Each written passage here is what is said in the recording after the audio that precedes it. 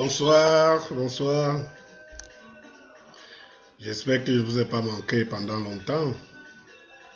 Bonsoir quand même. Je suis là. Et puis de temps en temps, entre nous les internautes, de temps en temps, il faut relancer les gens comme de nous autres pour savoir si nous sommes encore vivants, si nous sommes encore là, si nous n'avons pas encore subi la loi du moulin à écraser.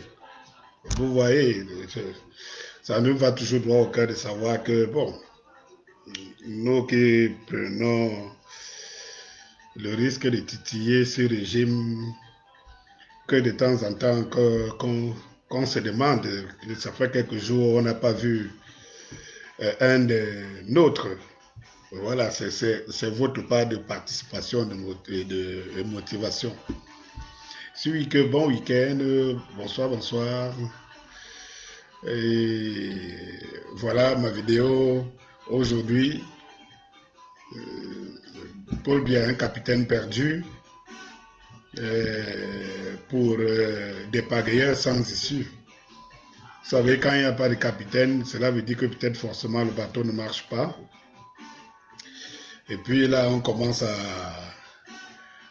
penser à autre chose, quoi. Donc, à voir si il y a quelque chose, s'il n'y a pas quelque chose qui ne marche pas. Donc, et puis, cela veut dire que le bateau est en panne. Vous savez bien que le bateau camerounais est en panne. Donc, voilà. Et quand le bateau est en panne, on lance des pirogues. Et les gens se mettent dans la pirogue. Et quand vous avez des piroguiers qui sont des gens qui ne savent pas où ils nous mènent, vous pouvez comprendre combien de fois c'est difficile. Donc, voilà.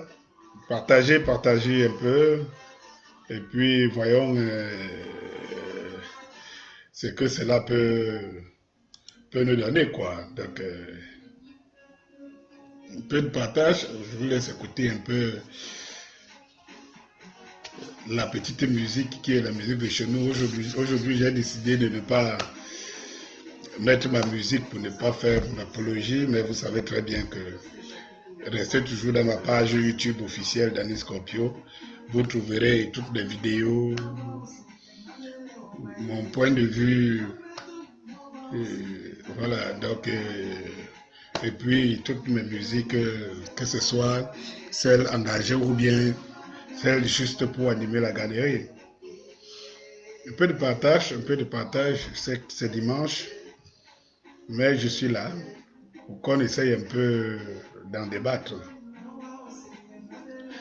Entre-temps, il faut se dire une chose, c'est que j'aimerais interpeller mon grand frère Berka Tobi de rester un peu tranquille parce que c'est des gars sur lesquels on devrait beaucoup compter.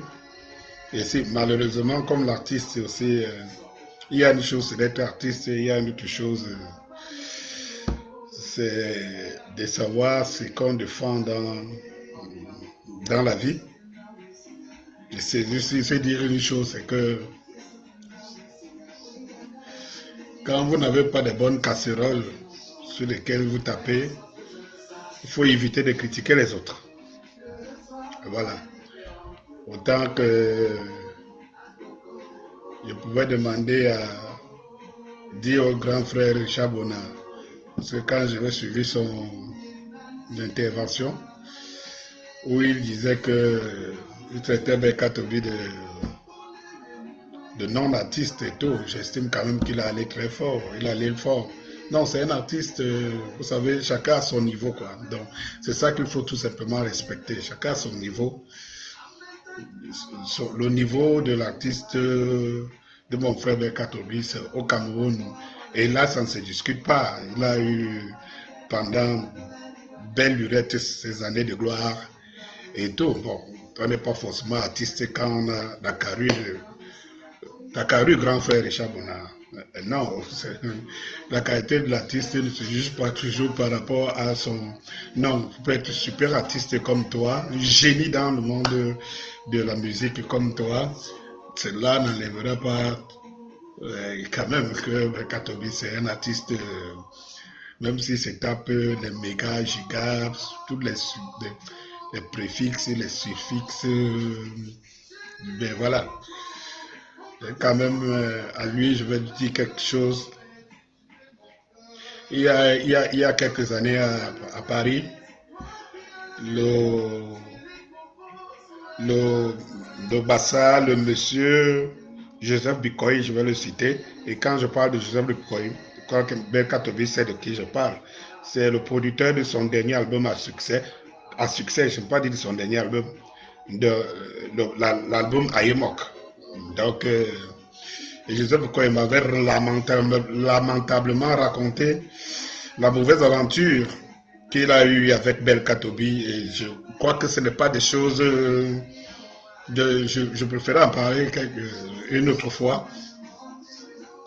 Et tout, parce qu'à l'époque, il a voulu me confier la distribution, parce qu'il y avait une maison de distribution. Il a voulu me confier la distribution.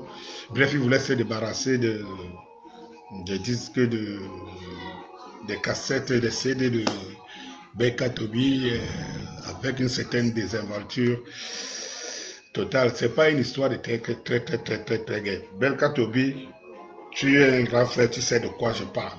Donc, il a des images à soigner. Vraiment des images à soigner. Cette histoire qu'on a une image qu'on se donne devant le public, mais on a une autre à l'intérieur, et parfois qui rebondit par des positions dont on prend... Bon, on en reviendra plus tard. C'était pas l'objet. Je vous faisais partager de très belles œuvres de Jackie Kinguet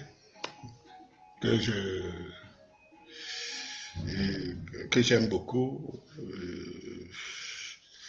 Et que, ma foi, je ne sais pas si aller s'installer à Paris à l'époque a été une bonne chose pour lui, de Ben, par rapport à les langues qu'il avait prises au Cameroun. Bon, ben voilà, c'était son choix. Est-ce que le Cameroun offre aussi un choix pour y émerger? C'est quand même compliqué, c'est quand même difficile. La preuve. Alors, si je vous dis, on parle de Paul Biya, capitaine perdu. Vous savez, qu'on entre dans le vif du sujet parce que je n'ai pas à vous perdre beaucoup de temps. Il me semble que nous parlons beaucoup, nous parlons trop, mais peut-être nous passons toujours à côté des choses essentielles. Et l'essentiel, les Camerounais de bas niveau, comme nous, voulons qu'ils soient toujours mis au devant, l'essentiel. Parce que vous vous rendez compte que le Cameroun, c'est un pays où ceux qui ont les diplômes prennent le devant de la scène et s'en vantent beaucoup. Et, bref, avec la phobie de la diplômite que nous avons. Et utilisent parfois des langages et la langue française des années 1970, 1980, non, 60, 50, 1900, 1900, 1800. Et ils s'étarguent dans leurs explications. Vous voyez, par exemple, tous nos professeurs, nos docteurs, tous nos intellectuels dont présentent à la télé. Vous vous rendez compte que quand vous prenez les médias, par exemple, les médias européens, les médias européens, ou bien restons tout simplement les médias français, puisque c'est la langue que nous utilisons, c'est la langue, notre langue officielle, notre langue de communication. Vous allez vous rendre compte que quand ces musulmans lettrés, oui, lettrés, diplômés, viennent devant nos médias, il y a une chose qui les taraude dans l'esprit, qui occupe leur cerveau. C'est ne pas être dans le sujet et être vraiment à la hauteur du sujet, mais c'est l'occasion pour eux de venir exposer la maîtrise de la langue française et déposer leurs compétences, je vais dire, académiques et tout. Pour que quelqu'un réponde à une question dont des Camerounais de moyenne classe, mon père qui est au village, ma grand-mère qui est au machin, puisse comprendre ce qu'il dit, il va rester dans des diatribes linguistiques de manière à se fait affirmer auprès de ceux qui peuvent comprendre ou ne peuvent pas comprendre, qu'il a beaucoup fréquenté. Et ça, à quoi servent nos diplômes ici? Puisque nous ne construisons rien. Soyons d'accord de ça. On se targue d'avoir tous les grands diplômes du monde, mais on ne fabrique même pas le vélo chez nous. On ne fabrique même pas le vélo. Les créations sont excessivement à 0,000, il faut mettre même une deuxième virgule, 0,1%, et qui ne sont même pas, ma foi, encouragés par le régime en place. Déjà, on fait tout pour que nous soyons tous bêtes. À partir de la formation scolaire, on oriente des gens vers des filières donc qui ne rapportent absolument rien au développement, même au développement de celui-là qui va maîtriser à succès cette filière-là. Vous vous rendez compte qu'aller dans nos universités, nos 6, je ne sais pas moi, 8 universités ou 6 qu'on en a aujourd'hui, vous allez voir qu'il y a des filières que depuis les indépendances, ce sont des filières à succès. Vous avez droit, sciences, éco, vous avez des filières comme ça, donc qui excellent en termes de nombre d'adeptes. Et donc, ces filières ne sont pas des filières, donc, excusez-moi la tautologie de donc, ne sont pas des filières qui, ma foi, le Cameroun a un besoin aujourd'hui. Donc, vous vous rendez compte qu'il n'y a pas une vraie politique pensée pour le développement. On parle de l'émergence en 2035. L'émergence commence par la formation. Parce que si vous avez une idée, vous avez un plan, vous avez un projet, vous commencez, si vous n'avez pas les moyens techniques, logistiques et intellectuels de ce projet, vous commencez d'abord par former des gens qui vont développer ce projet-là. Si vous avez une politique, vous voulez penser construire des voitures demain, voilà, avoir des usines, vous mettez en place dans votre système éducatif, vous faites la promotion des filières qui tendent à la fabrication et au développement du secteur automobile. Si vous pensez que, je ne sais pas, ma foi, l'aérospatiale, demain après demain, vous avez des projets et ma foi, quand nous savons que c'est toutes ces filières qui sont rares chez nous, qui sont vecteurs du développement, qui sont des indices du développement, de l'émergence, je me pose bien la question, à quoi sert le mot émergence chez nous? Donc, franchement, est-ce qu'on sera émergent parce qu'on sera tous des avocats ou des magistrats, alors qu'il n'y a même pas des structures adéquates pour ça? Bon, je ne sais même pas le travail que font nos magistrats et tout ça, parce que ici, à défaut que vous soyez conduit devant un juge pour des affaires personnelles et tout cela, donc, à défaut, hein, je dis bien qu'à défaut d'être conduit devant un juge pour que il n'y a pas d'enquête, d'ouverture d'enquête, les juges ne se mettent pas au boulot. Donc, ils sont dans l'inertie comme le régime, le système l'impose. On attend sur place les marchés et il y a des gens qui jouent le rôle de magistrats et d'avocats au même moment. Donc, c'est eux qui ont ils ont les deux parties devant eux. Et ben voilà, voilà le pays. Donc, je disais qu'au niveau du système éducatif, il n'y a pas une politique. Il n'y a pas une politique visible partout. Je pense que dans ce pays aujourd'hui, on serait quand même à même, les ministres seraient à même, s'ils étaient des ministres de la République, seraient à même de venir, dès qu'il y a eu le dernier remaniement ministériel par exemple, chaque ministre vient faire un avant-projet et qui présente ce projet à l'Assemblée, qui disent au peuple que ben voilà mon projet, voilà. Mais vous vous rendez compte que le Cameroun, c'est un pays formidable. Qui vous dit nous allons réussir. Et nous sommes en voie de la réussite. Mais qui ne sont dans aucune référence, c'est-à-dire qu'on ne peut les retrouver, aucun indice vers ce qu'ils tentent d'arriver. Aucun indice.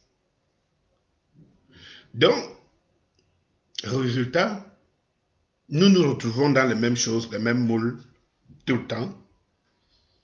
Et ceci nous amène justement à nous demander s'il y a encore un capitaine dans ce bateau. De temps en temps, on nous flash les images de celui qui aurait dû être président de la République du Cameroun. Ou serait le président de la République du Cameroun.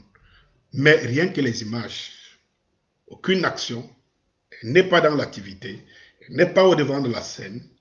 Il est complètement rare. Plus rare encore même qu'un monarque. Ça veut dire qu'il est plus rare qu'un roi.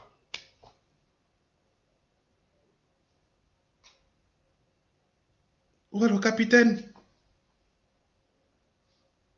Face au climat social qui se détériore tous les jours, je dis bien le climat social se détériore tous les jours. Vous avez de l'autre côté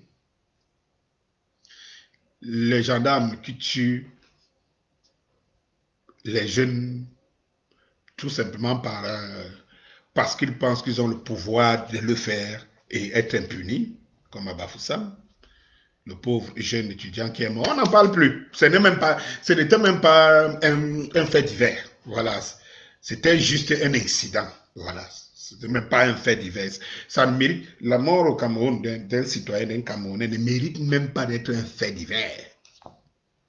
Ce n'est qu'un incident comme un chien qu'on trouve dans la rue. Quand je le dis, je vais vous parler du gendarme qu'on a tué, abattu de sang-froid à Finesse.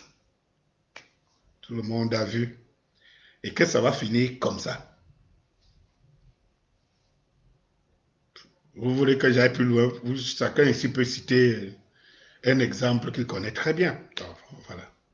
Donc, vous avez encore, et surtout, dans ce même pays, si je vous parle de climat social, je vous parle du climat social, vous avez, je vous parlais d'éducation tout à l'heure, vous avez la fraude qui, non, on n'en finit pas. Et comme tout ce qui est mauvais est banal au Cameroun et n'est qu'une réalité, une triste réalité absolue, c'est-à-dire que, bref, n'est que notre mode de fonctionnement.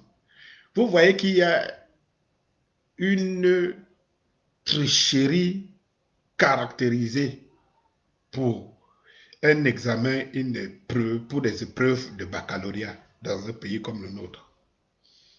Et puis on banalise. Ce qui est important, c'est que vous, les élèves, vous devez repartir composé parce que il y a eu fraude, voilà, exfiltration des épreuves.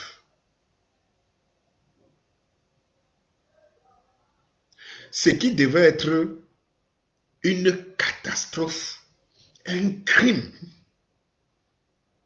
dans un pays normal, n'est qu'une banalité chez nous. Ne mérite même pas le temps d'un fait divers, n'est qu'une banalité.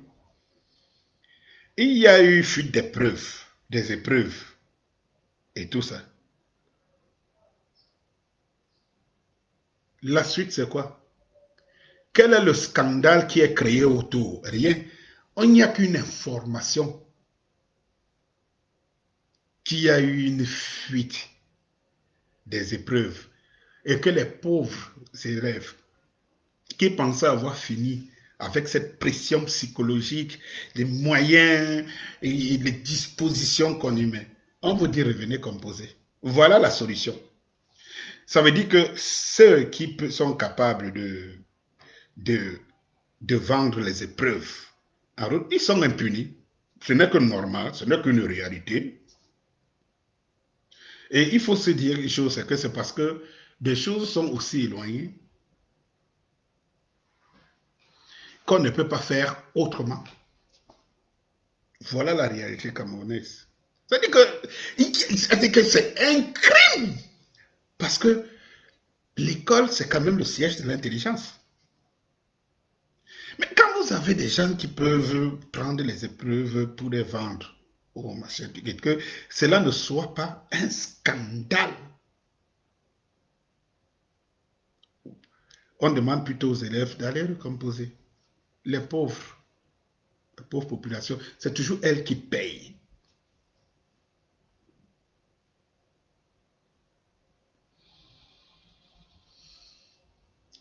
Que dira-t-on du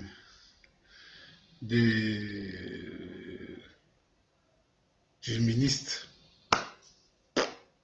Qu'est-ce que le président de la République en dit? Est-ce qu'il existe encore en tant que président de la République? Je me pose cette question, mais je me la pose pour vous. Je ne la pose pas pour moi. Parce que pour moi, je vous l'ai déjà dit dans mes précédentes vidéos et je le dis depuis des mois. Et je l'ai même dit, je l'ai même expliqué dans des vidéos que j'ai faites il y a plus de 2 ans. Aujourd'hui, que vous trouverez dans ma page YouTube en passant, allez, venez-y toujours. N'hésitez pas à cliquer sur la cloche et surtout de vous abonner parce que le meilleur est à venir là-bas. Vous savez que pour le moment, on cherche les voies et moyens pour que nous autres nous soyons plus audibles au niveau, par exemple, de Facebook et de tout cela. Donc, ce que je voudrais vous dire, tout simplement par rapport à ça, c'est que allez à ma page officielle Danny Scorpio et restez-y sur YouTube et partagez. Et si vous avez des sujets qui vous préoccupent et que vous pensez que ma modeste personne peut vous éclairer un peu plus, n'hésitez pas à écrire tout simplement, à m'interpeller, à me dire, vois-nous ce sujet-ci. Parce que c'est notre pays. Nous ne devons pas avoir peur ni honte de parler de notre pays. C'est notre avenir, c'est l'avenir de nos enfants. N'hésitons pas à s'y impliquer. Est-ce que j'ai dit à quelqu'un va dans la rue? Je n'ai pas le pouvoir d'envoyer quelqu'un dans la rue. Mais tout commence par la réflexion. Parce que de toutes les façons, il y a des actions qui peuvent être menées dans le silence absolu, sans que quelqu'un ne bouge de chez lui, mais font bouger des choses. Mais il faut se sentir que nous tous, nous sommes impliqués dans ce combat. Le combat pour la prospérité, pour notre prospérité, pour la prospérité des générations à venir. Et la fierté de ne pas être un villageois quand il monte dans l'avion pour aller en Europe et voir comment les autres pays sont développés en termes d'infrastructure, en termes de respect de la personne humaine. Rien ne nous empêche que nous soyons comme les autres. Je ne suis pas sûr que la France tout entière a les richesses que le Cameroun a. La potentialité que le Cameroun a. Je ne suis pas sûr. Donc, on nous raconte des histoires où on nous fait croire qu'il y a un monde pour les autres et il y a un monde pour nous. Et que notre monde à nous n'est pas fait pour être comme les autres. C'est ça le paradoxe. Si nous voulons avoir des plateaux techniques dignes de ce nom, ici, maintenant, ce n'est qu'une volonté politique. Mais il faut bien que quelqu'un ait cette volonté et que quelqu'un pose des actes.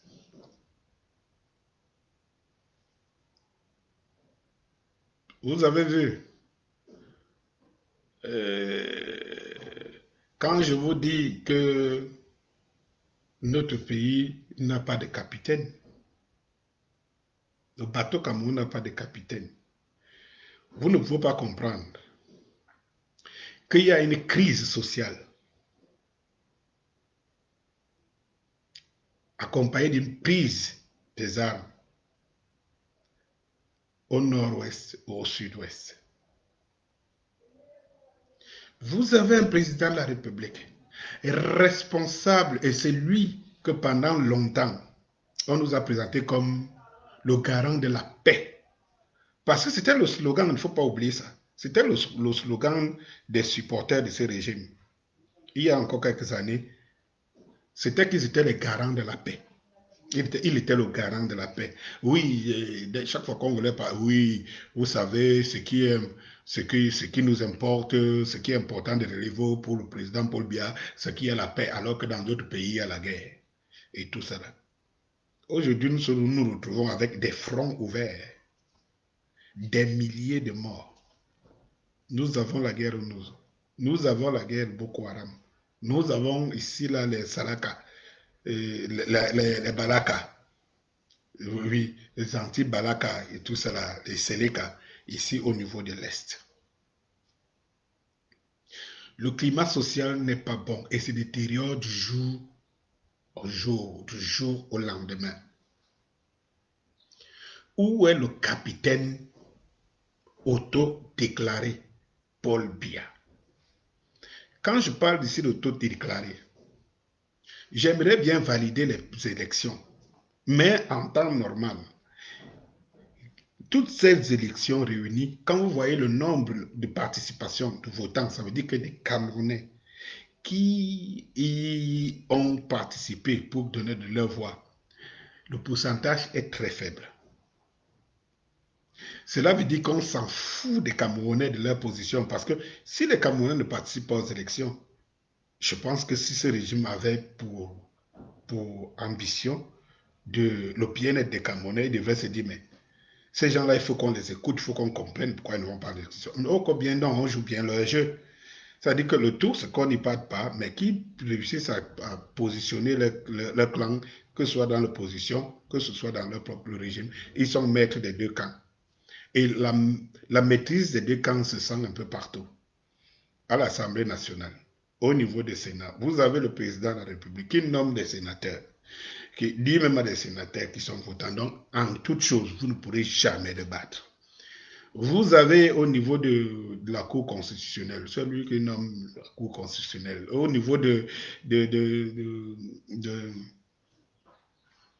quoi? De l'ECAM, c'est lui qui nomme les membres de l'ECAM. Bon, maintenant, vraiment.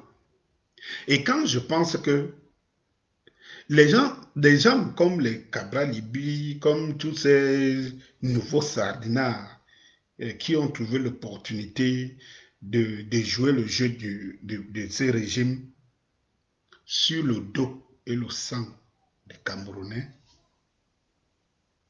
quand je pense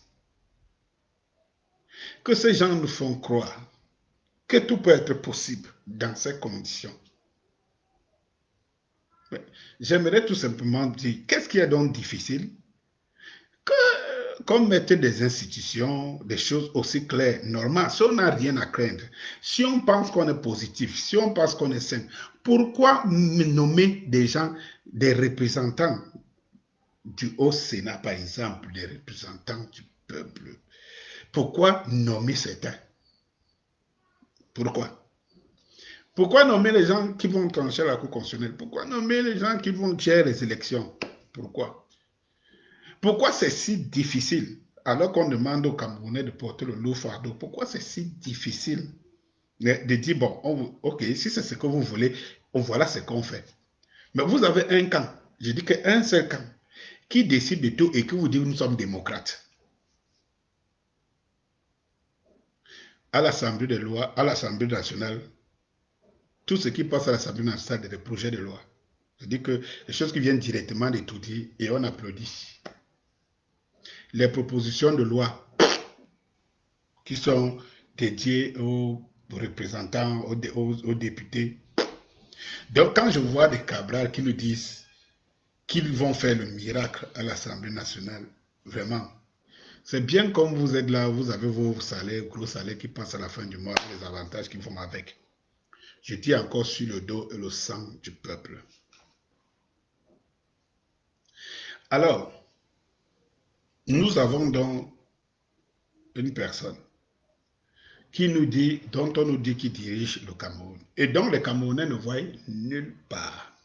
Les Camerounais aperçoivent les images de celui qui est censé être leur président. Comme ils aperçoivent les images d'un autre dirigeant d'un pays étranger. Parce que je suis sûr d'une chose.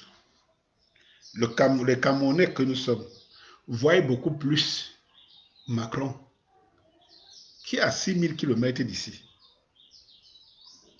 et dont la majorité des Camerounais ne connaissent même pas le chemin qui mène en France.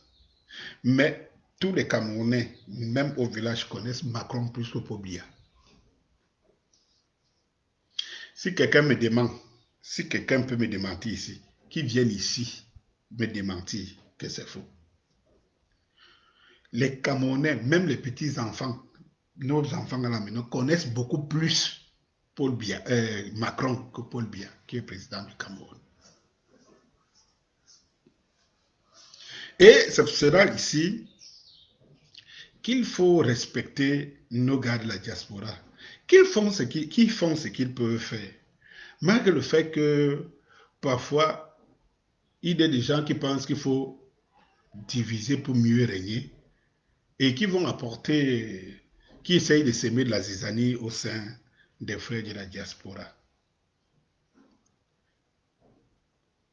On ne peut que saluer le travail du combattant qui avait sommé le glas à l'hôtel intercontinental en Suisse, à Genève. Depuis, notre président qui séjournait tout le temps, est camouflé quelque part, peut-être sort seulement en catimini.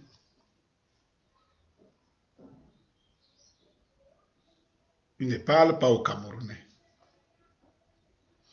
Il ne se retrouve nulle part.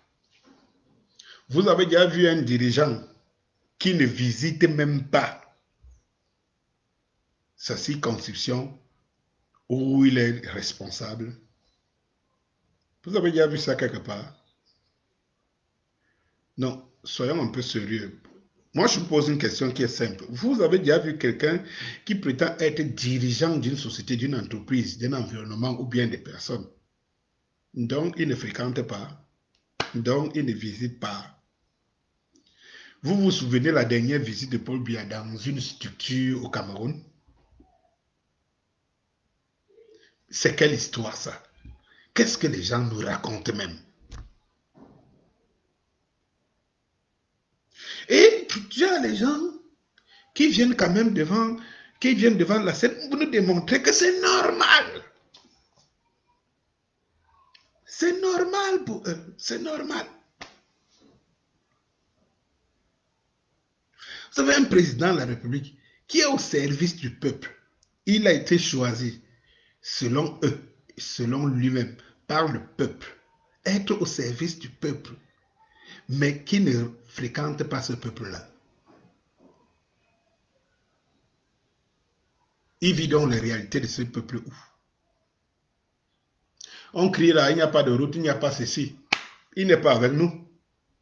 Qu'est-ce qu'il en sait? Et tu as les gens qui vont te dire, oh, il est au courant de tout, il est le premier informé, le premier informé. Tu es informé de quoi? De qui? Si tu es informé, dis-nous où se trouvent les 4000 sacs de riz. Parlons-en. Si M. Paul Biya est informé, qu'il nous dise où se trouvent les 4000 sacs de riz. Ce n'est pas le gouvernement qui a donné le riz, hein. C'est Orca, sans publicité, qui a donné 4000 sacs de riz. On n'a pas de traces de ces sacs de riz. Est-ce que ce n'est pas un scandale? Dans notre pays, ce n'est pas un scandale.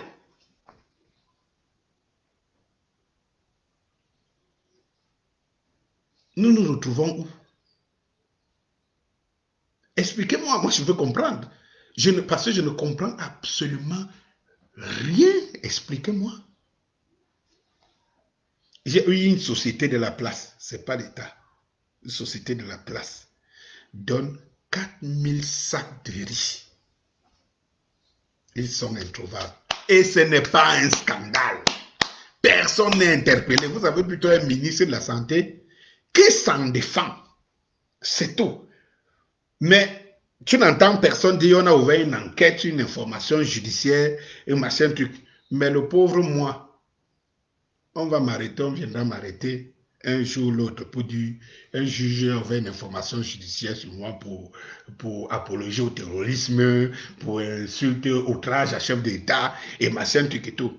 Ça dit que le peuple n'existe, je ne sais pas comment les gens, je ne sais pas quelle qualité de sang humain vous buvez, qui peut vous mettre, qui peut vous amener à être aussi indifférent du peuple. C'est-à-dire que vous avez créé, toi, M. Paul Biya, et ton régime, vous avez créé une ligne entre le peuple et vous. Et cela semble ne pas s'arrêter, ni vous interpeller. Tiens, Coupe du Monde 94, coup de cœur. L'argent est resté entre l'avion et machin, jusqu'aujourd'hui. Pas de traces. Jusqu'aujourd'hui. Je dis que jusqu'aujourd'hui, pas de traces. Maintenant, on a augmenté, on a fait le coup de machin pour le nord-ouest et le sud-ouest. Toute la collecte, jusqu'aujourd'hui, pas de suite. On en a fait pour le nord, avec Boko Haram. Jusqu'aujourd'hui. Même pour le Covid-19, où le Cameroun est le dernier pays à avoir mis un budget en tant que tel. Bien au contraire, ce que les gens donnent, vous prenez encore. C'est-à-dire que même en sachant que les Camerounais savent ce qui s'est passé la dernière fois et qu'ils disent qu'ils savent que ça va se passer comme ça, ça se passe comme ça. Et que personne ne dise rien. Bonsoir à toi, Makamdoum Marie. J'espère que je n'ai pas... Makamdoum Marie. J'espère que je n'ai pas écorté. Comme tu dis, Makamdoum, tu poses la question, c'est seulement le riz. Et les autres choses, et justement, on peut en citer ici, on n'aime même pas s'arrêter. Plein de choses, ça dit qu'on sait les mêmes choses produisent les mêmes, pas même un seul instant, parce que personne n'est infini. Bonjour, bonsoir à toi, Blandine Ngeni.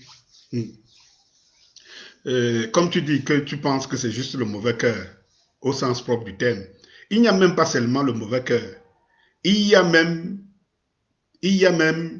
de l'animosité, il y a même ce qu'on appelle du machiavélisme. C'est le machiavélisme, c'est vrai que ça fait partie du cœur. Mais pour qu'on se comprenne bien, c'est machiavélique.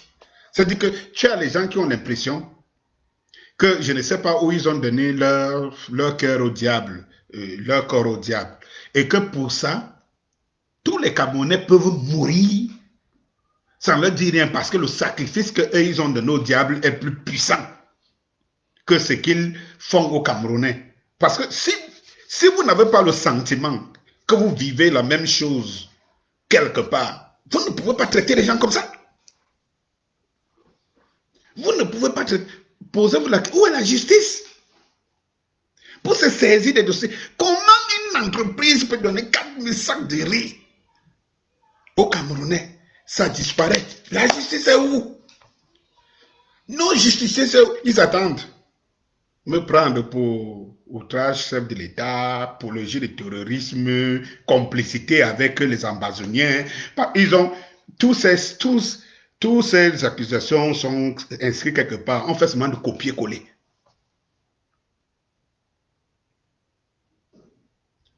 Madeleine Doumbé, ma soeur,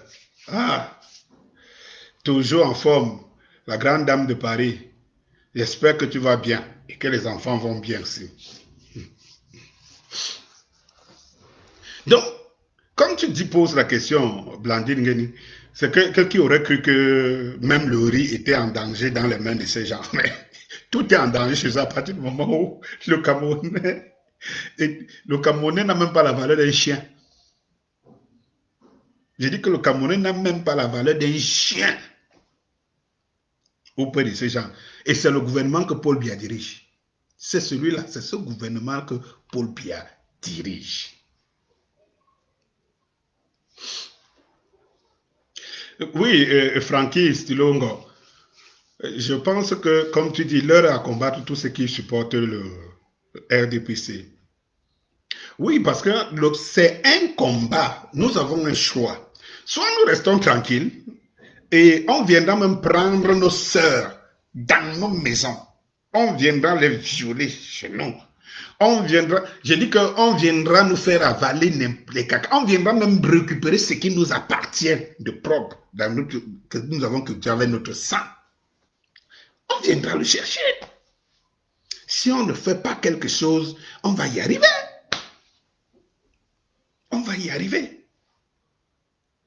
Ah, vous avez un président de la République qui a abandonné, qui ne gère pas le Cameroun. Il gère lui et sa petite famille.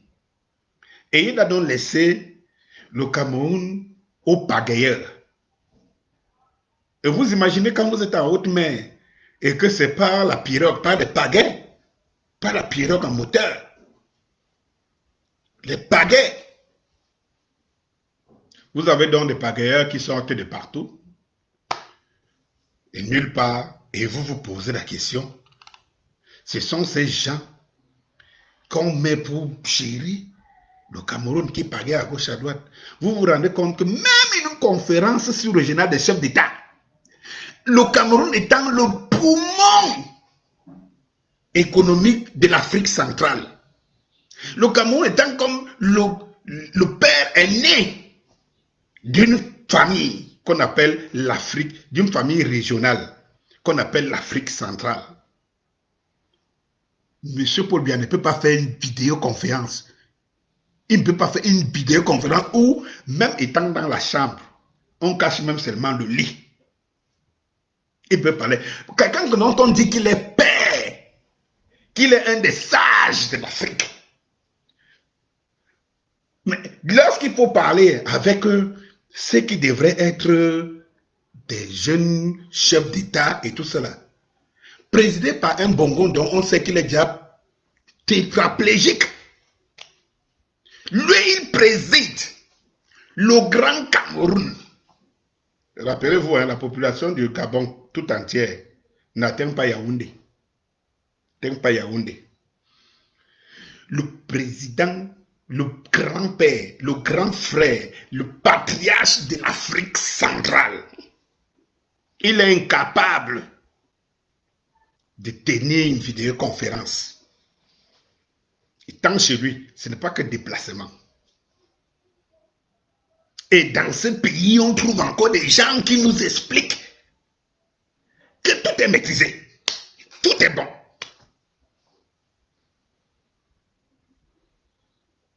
Dérogation spéciale du chef de l'État.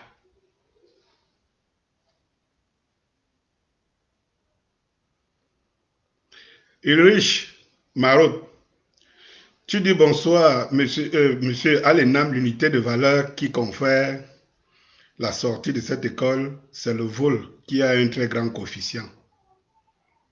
Mais on le sait, non, depuis, mon frère. Les noms, quand il peut sortir de là-bas, les noms, on connaît. Ce qu'on fait, c'est qu'ils ont une manif. C'est que ils prennent, ils savent qu'ils ont besoin de 200, disons, qui vont sortir de l'ENAM. Ils s'accaparent et vendent 150 places des gens qui ne méritent pas. Et alors maintenant, on va laisser 50. En fait, c'est que vous allez dans un concours. La politique au Cameroun, c'est que vous êtes un concours officiel dans des grandes écoles. C'est que quand on vous dit qu'il y a 200 places qui sont réservées à l'issue de ce concours, comptez 50 places. Hein? Comptez 50 places. Parce que 150 sont destinés au partage des cadeaux. Oui, ministre, oui, on a réservé une place pour ton... Oui, réservez-moi une place pour mon fils. J'ai mon cousin là. Oui, je peux avoir une place, tu as 3 millions, tu as 5 millions, au plus au franc. Et puis maintenant, il y a les 50. Et c'est ces 50-là qui sortent à la volée, vous avez de la chance, vous sortez parmi les 50. Ça veut dire que vous avez une bonne note, vous sortez parmi les 5 ans. Et quand ils arrivent au niveau des médias et tout ça pour s'expliquer, ils vous disent, mais est-ce que tel là, il a payé? Et vous aussi, vous êtes convaincu parce que vous avez au moins 5 voisins que la famille est pauvre et qui a passé. Donc, du coup, on légitime. Et c'est ce qui se passe même au niveau des élections. On cherche des gens qui ont faim, qui ne rêvaient pas. Un jour, les Cabral, tous ils sont nombreux. On les cherche et une fois qu'ils sont là, on sait que nous, on va légitimer l'élection. Il y avait les opposants. Donc, s'il y a un opposant qui n'y va pas, tant pis. Donc, en fait, c'est comme ça que ça se passe. Et ça semble ne pas s'arrêter. Ça va de mal en pire. Et personne, je dis bien, personne n'est jugé ni arrêté pour ça. Quand je vous disais que les Bétis ont 2 gouvernements à Kondengui, attends, quand je vous le disais, ce n'était pas parce qu'ils ont 2 gouvernements, parce qu'ils ont volé. En réalité, c'est parce que c'est des dissidents à l'intérieur des clans du pouvoir. Et alors, il y a des règlements de compte. Souvenez-vous que c'est dans un vol que M. Biya aurait été au courant que le ministre Bapes, je crois, de l'éducation nationale était à Kondengui. Vous vous rendez compte qu'un ministre d'État, dans un pays dont on dit qu'il est géré par un capitaine, il va à Kondengui sans que le capitaine soit au courant. Il est informé comme ça, et il appelle pour dire que... Donc vous comprenez qu'il y a des influences. Ce sont ces gens-là, les hommes du pouvoir, ce sont ces gens-là qui dirigent ce pays-ci. Ce que j'appelle des pagayeurs. C'est eux qui dirigent le pays. Et quand vous voyez un premier ministre qui est loin du président de la République, parce que je vais vous dire une chose, hein, vous vous souvenez officiellement de combien de fois le premier ministre qui est là a déjà rencontré Paul Biya? Et quand vous pensez que lors de la conférence des chefs d'État d'Afrique centrale, c'est-à-dire que celui qui n'est pas président de la République, celui qui n'est même pas, qui a une fonction, mais en réalité, qui n'a pas le pouvoir de cette fonction. Parce que vous savez très bien que le premier ministre au Cameroun, ce n'est pas John Goudé. Il n'est que premier des ministres. C'est Ngongo qui est le premier ministre dans ce pays. Et c'est lui qui a la signature. Et c'est officiel. Vous voyez donc que quand M. Paul Biya, il est inapte. On ne le voit pas. Il n'est pas dans les affaires. Vous pensez que tout ce que vous entendez sur votre institution du président de la République, décret signé par le président de la République, vous pensez que c'est le président? Allez regarder les signatures du président de la République. Allez chercher des anciennes signatures de Paul Biya. Et regardez les signatures de Paul Biya de maintenant. Je vous invite à aller prenez les documents. Je vous invite. Vous allez vous en rendre compte. Et de toutes les façons, est-ce qu'il serait même autrement? Quand vous voyez l'âge de la personne, de Paul Biya, si vous avez un grand-père de près de 90 ans, chez vous, dans votre maison, vous voyez qu'il y a la difficulté qu'il a à contrôler vous, quelques personnes de la maison. Et quand on vous dit que cette personne contrôle tout un pays, dont il ne fréquente pas, dont il ne connaît pas les arcanes. Paul Biya est venu dans ton quartier. La dernière fois que Paul Biya a visité la ville de Yaoundé, qui est la capitale, c'est quand? La dernière sortie de Paul Biya pour une ville dans ce pays-ci date de quand? Vous en avez souvenance? Il avait fait un tour à l'Extrême Nord parce que c'était le fief de... C'est leur fief, comme il disait souvent. Et tout. Il n'était même pas en campagne. Il avait fait un tour. Donc, on a organisé une cérémonie. On l'a reçu. Ces SBI ont organisé sa réception. Après, il est rentré. D'ailleurs, même c'est inédit qu'un des rares présidents, on a connu deux, lui et Bouteflika, des présidents qui gagnent les élections sans battre campagne. Étant parfois sur la chaise roulante. Quand je reviens, quand je vous montre, pour vous montrer que ce Pobia, il n'a qu'à foutre des Camerounais. Quand vous prenez la vidéo je sais pas, de notre activiste qui était allé en Suisse, le nuit, et gérer son départ de la Suisse, qui a mis les Suisses mal à l'aise jusqu'à... Aujourd'hui, on peut quand même s'étarguer qu'il est quelque part étudié ou bien en Voméka. Avec tous les mots, tout le discours, en mondio vision, ou je crois que c'est le général Kenta, cet activiste l'avait lancé devant monsieur tout le monde. Si j'étais Paul Biya, si Paul Biya avait un peu de respect pour le Cameroun et pour les Camerounais, je pense que M. Paul Biya, étant sorti, aurait au moins fait un discours, ni ne serait-ce que lancer une phrase dans les médias pour dire, pour s'expliquer. Parce que c'est un Camerounais qui l'a interpellé hors du Cameroun. Donc l'image peut être un problème. Je pense que l'élégance aurait voulu qu'il interpellât ou alors qu'il fasse tout simplement une intervention quelconque pour dire non, ce que le garçon dit là, ce n'est pas comme ça. Et parce que de toutes les façons, il est l'employé du peuple. Si le peuple se rend face à une incompréhension, admettons que c'est une incompréhension, il a le droit de donner les justifications. On voit ça avec les autres. Macron qui est son père spirituel, Macron qui est son maître, il s'explique devant les Français tous les jours dès qu'il y a une situation ou bien une contrainte quelconque. Il s'explique. Avec tout ce que cet activiste a fait en Suisse, et il est venu rester tranquille. Comme si je m'en fous, quand je suis même sur moi, je n'ai de compte à rendre à personne.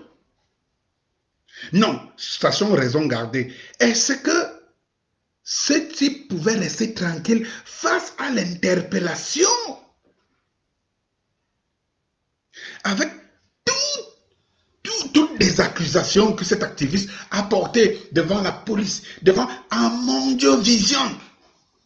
L'hôtel Continental n'est pas n'importe quel hôtel. Pour y séjourner, alors, donc vous pouvez imaginer le nombre de personnes, même ceux qui ne connaissaient pas bien, qui ne connaissaient pas, qui étaient des régimes sanguinaires, et tu viens, tu ne dis rien. Tu restes tranquille.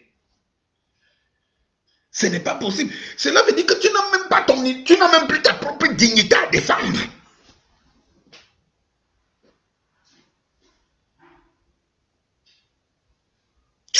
Ta propre dignité, tu n'as plus à défendre. Oui, Marie-Noël, comme tu dis, le Cameroun est formidable, qu'on vive seulement. J'aimerais quand même répondre à Grégoire, l'initiateur, qui dit qu'il vivait à Genève. Oui, quand on a fait des investigations, il y a une vidéo qui circule, si vous ne la l'avez pas, qui montre que on a fait en 35 ans. Parce que cette vidéo, c'est il y a 3 ans. Cette enquête a été menée il y a 3 ans. Où les Suisses, une équipe en Suisse a mené une enquête pour savoir le nombre de fois que certaines autorités, certaines grandes autorités venaient en Suisse brader de l'argent parce qu'ils avaient constaté que dans le livret aéroportuaire qui définissait les vols qui pouvaient entrer, atterrir et partir de Genève, il y avait des vols qui n'étaient pas déclarés. Les gars, ils ont monté un logiciel et ils se sont installés à côté de l'aéroport international de Genève, hein, où ils filmaient tous les avions qui entraient, qui sortaient. Et ils avaient un logiciel qui traitait les informations des allers-retours de ces avions. Et vous savez ce qu'ils ont découvert? De ceux qui étaient le plus fréquents, que l'avion atterrissait et repartait de la Suisse, celui qui était en tête comme personnalité, c'était Paul Biya. Et ils ont fait le calcul de nombre de jours, de temps que Paul Biya séjournait en Europe depuis une trentaine d'années. Et ils ont déduit après ces calculs que le président du Cameroun, Paul Biya, dont eux, ils ne connaissent pas, ça veut dire que c'est dans les études qu'ils découvrent que le président du Cameroun, Paul Biya, a siégé l'équivalent de 4 années en près de 30 ans en Suisse.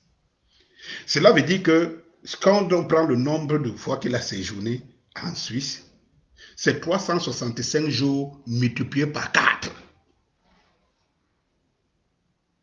Et quand on vous dit, pour le président qui n'a pas d'avion présidentiel, qu'il loue les avions et des avions de luxe, et quand on vous dit qu'il a 400 personnes mobilisées en Suisse,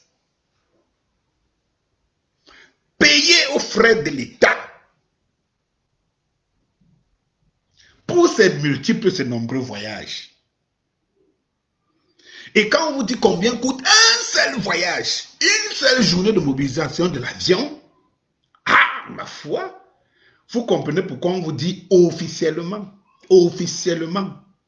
le palais de l'unité, la présidence de la République a 52 milliards de budget de fonctionnement. La présidence de la République. Et ça, c'est officiel. Ça, c'est officiel. Donc, allez donc voir officieusement. Donc, bref, une fois que j'ai pris cette mesure juste pour vous faire comprendre, comme dit Zéphrine, que Ayop, tu as réussi à me faire rire. Zéphrine, tu as réussi à me faire rire parce que tu me rappelles encore de ce fameux cri Ayop. Ah ben oui, ce sont donc les suprémacistes. Ceux qui disent Ayop, ce sont les suprémacistes. Oui, c'est eux qui nous disent Ayop. Ça, c'est mon pays. C'est votre pays. C'est notre pays, Marie-Noël. C'est notre pays, Boris Imo. C'est notre pays. Comme tu dis que la musique m'a dépassé, je bavarde comme un chien. Oui. Bon, et tu dis même que je ne paye pas les impôts dans mon bar. Et tu penses que si je ne paye pas les impôts dans mon bar, j'aurais une prise de honte pour le faire, pour le dire. Quand bien même ça serait vrai que je ne paye pas. Je paye à qui? Pour que ça aille où? Où est l'agent des impôts là? Où est l'agent des impôts là? Je n'ai pas l'habitude de répondre genre comme ça parce qu'il y a beaucoup de Camerounais qui estiment qu'on n'a pas assez de temps pour répondre aux gens qui ne savent même pas pourquoi ils soutiennent quoi.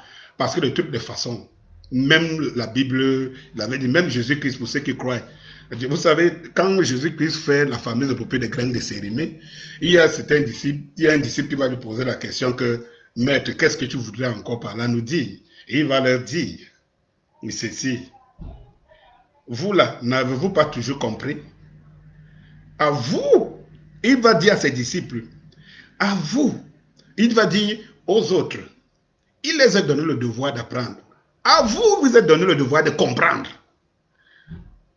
Oui, et je parle avec ceux qui comprennent, qui veulent comprendre. Comme moi, comme eux. Je n'ai pas le temps des gens qui doivent apprendre. Parce que vous devez encore apprendre à savoir qui vous êtes. Bonsoir mon frère Franck-Cyril Kwenje. Bonsoir mon frère, merci d'être là. Tu sais, voilà, j'ai mon frère Franck-Cyril Kwenje. On n'est pas toujours le même bord, hein. Mais Dieu seul sait qu'on se comprend. Ça dit qu'on est au-dessus du fanatisme. On n'est pas les mêmes, on ne partage pas les mêmes opinions politiques, mais on est au-dessus du fanatisme. et tout. Il arrive que quand nous sommes d'accord, on se dit oui, là on est tous d'accord. Quand nous ne sommes pas d'accord, il me dit moi ici, je ne suis pas d'accord avec toi. Donc je ne suis pas ce qui est le petit qui va voir. Encore que tu dis que j'ai un bar, je te rappellerai que peut-être que j'ai beaucoup plus et que ça, je ne sais pas si tu en as un. Bon, maintenant une fois je suis passé dessus, Dieu donné quand mon frère, bonsoir, bonsoir, bonne arrivée. Non, oui, et je suis très d'accord avec toi, Francis Longo. Parce que tous ceux qui soutiennent Pobia sont pas seulement tes ennemis, ils sont les ennemis du peuple. Parce que c'est un choix. À partir du moment où il y a deux groupes qui sont fondés, c'est-à-dire que ce régime a divisé le peuple. C'est-à-dire qu'ils se sont mis en tant que régime et le pouvoir, et qui n'écoutent personne. Et que chaque personne qui peut être contre eux est un potentiel, homme à abattre, ou bien être à abattre, Camerounais à abattre. Cela veut dire qu'ils ont réussi à créer une scission entre les Camerounais et le peuple. Et le Camerounais l'assume.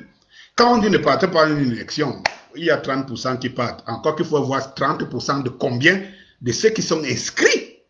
30% de ceux qui sont inscrits. Cela veut dire qu'en réalité, ceux qui vont aux élections ne représentent même pas 0,5% des Camerounais. Et puis, il faut se dire une chose, c'est que de ces 30%, il y a beaucoup qui y vont parce que, c'est pas parce qu'ils supportent, mais c'est parce qu'il y a une opportunité de manger quelque chose. Il y a une opportunité de manger quelque chose. Donc, c'est de ça qu'il s'agit. Donc, à partir de ce moment, nous devons savoir que le peuple est d'un côté et les dirigeants qui ont pris en otage le pays Cameroun sont de l'autre côté. Donc, à partir du moment où tu es de l'autre côté, tu soutiens ce côté-là, tu es contre le peuple. C'est un choix de vie. Ça, il faut le savoir. Parce que le climat social installé, la façon de gouverner ce pays-ci, fait en sorte que l'être humain n'étant plus au-dessus de la gouvernance, n'étant pas la priorité de la gouvernance, est considéré comme un chien, cela veut dire que ces gens ne considèrent pas les Camerounais comme des humains, comme des personnes. Et à partir de ce moment-là, vous savez une seule chose, il reste la dignité de l'homme. C'est ne jamais accepter être un animal. Donc, si quelqu'un supporte un régime qui traite les gens comme des animaux, c'est un ennemi du peuple. Il n'est pas seulement ton ennemi, c'est un ennemi du peuple. Il n'y a pas de peuple. Ce que sache, il n'y a pas de peuple. C'est un ennemi du peuple tout court. Et toutes les statistiques montrent à croire que vraiment, s'il y a un choix à faire aujourd'hui d'une manière normale, d'ailleurs même, si les gens, je me dis, si les gens peuvent se targuer de gagner à 11%, pourquoi ils ont peur de laisser les élections libres? Pourquoi ils ont peur? Pourquoi ils ont peur de laisser que le peuple choisisse ses organisateurs? Pourquoi ils ont peur? Ils ont peur de ça, pourquoi? Ils finissent par créer le tribalisme et indexer les Bamileke parce que c'est eux qui ont la capacité. Aujourd'hui, si la gouvernance était pas tribu, les gens qui auraient des compétences de gouverner le Cameroun seraient des Bamileke. Et ces gens le savent. C'est pour cela qu'ils prennent certains qui sont des traîtres, qui sont dans la mangeoire, qui boivent, et d'autres qui boivent le sang avec eux. Ils les prennent de leur côté. Ceux-là ne sont pas tribalistes. Parce que ceux qui sont avec le régime, les Nyat, les machins, qui sont avec le régime, ne sont pas tribalistes. Ils ne sont pas... C'est les bons Bamileke. C'est ceux qui ne sont pas avec le régime qui sont des mauvais Bamileke et des tribalistes. Le paradoxe camerounais. Si je ne comprends pas comment vous appelez les gens tribalistes, mais vous, parmi vous qui le dites, vous êtes avec. Vous n'avez pas vu ce que c'est. Ça, c'est un autre débat. Je vais faire une sortie pour ça, pour ce qui se passe à la vallée d'une thème. Parce que vous allez vous rendre compte que dans ce pays-ci, on a une façon de réfléchir. C'est-à-dire que quelqu'un... Excusez-moi, permettez-moi de rire. Nieman Pat, tu n'es pas Nieman, oh, il faut changer tu n'es pas Nieman. Donc Dieu donné Kamga. Donc, en fait, moi, je ne comprends pas. Je ne comprends pas. Ça dit qu'en fait, quelqu'un vend quelque chose, il cherche un preneur. Il court, il demande, il cherche un preneur. Et dès que le preneur vient acheter sa chose, c'est le preneur qui a un problème. C'est le preneur qui devait se rendre compte que est-ce qu'il peut acheter chez lui. Si tu n'attirais pas le preneur, l'acheteur, moi je suis Bassa, comme je m'avais dit. Si j'ai des milliards aujourd'hui, comme des gens, vous m'envoyez même à quelqu'un ou à d'autres, vous me dites qu'il y a des terres à acheter et que je vois que non, je peux monter une grosse affaire derrière. Vous pensez que je vais refuser d'acheter? Qu'est-ce que le tribalisme ou une tribu vient chercher dedans? Pour qu'il y ait un acheteur, il faut un vendeur. Et s'il y a un vendeur, cela veut dire que on ne l'a pas contraint, on n'a pas arraché, on n'a pas exproprié. Et même qui disent tout le temps là que non, les gens de Bamileke viennent acheter, les entendent les chanteurs là, ils disent ça. Ils disent bien acheter. Ils font l'apologie du tribalisme aux gens qui viennent acheter, pas exproprier. Acheter. C'est eux-mêmes qui parlent leur français là.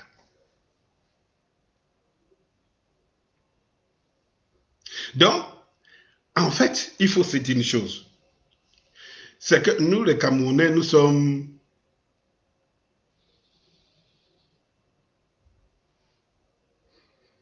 Oui, Blandine Genning, tu dis, on nous a toujours dit, ne parler, ne pas... Bon, on nous a toujours dit, ne parler, faut fuir. Nous avons fui, ils nous ont toujours tués. Nous n'avons pas parlé, ils nous ont toujours tués. Maintenant, nous n'allons plus fuir.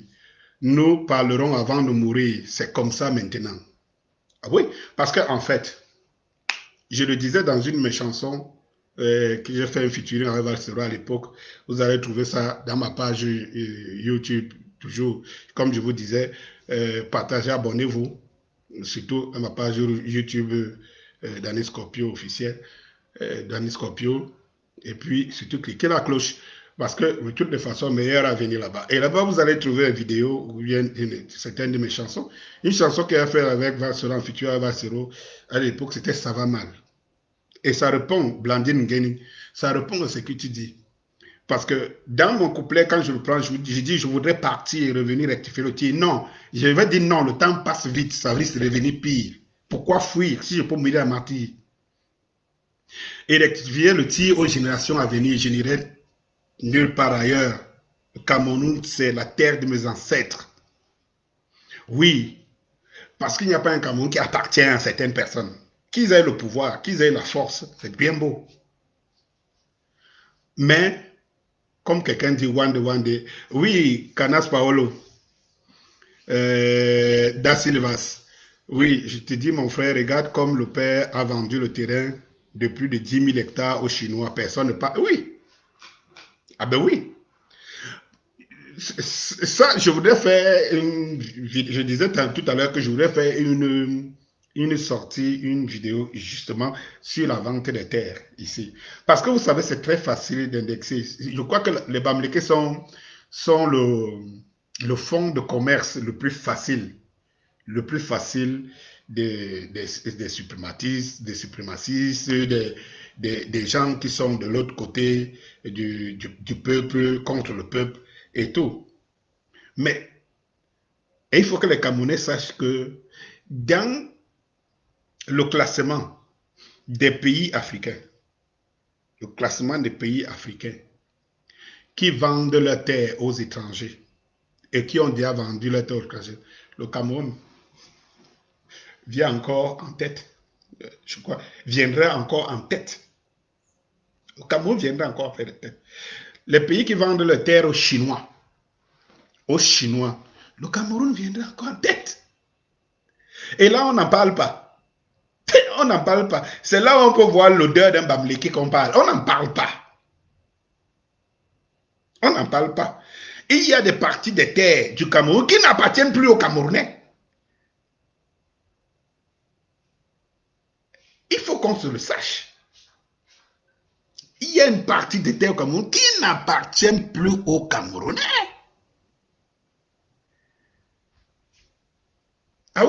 il faut le savoir. Il faut le savoir. Un jour, si on vous ressort la carte du Cameroun, ce qui appartient au Cameroun qui appartient au Cameroun, vous allez vous rendre compte que la carte du Cameroun est déformée et déformable. Il va seulement se retrouver qu'il y a des bouts de territoire qui ne nous appartiennent pas, mais qui restent dans la carte. Est-ce qu'on le sait? Est-ce qu'on le sait? Et on va y revenir. Les gars, on va y revenir. Ce que je me vais vous demander, c'est qu'on fasse une petite pause. Hein? Une petite pause. Je reviens pour un autre direct. Donne-moi juste peut-être 10 bonnes petites minutes.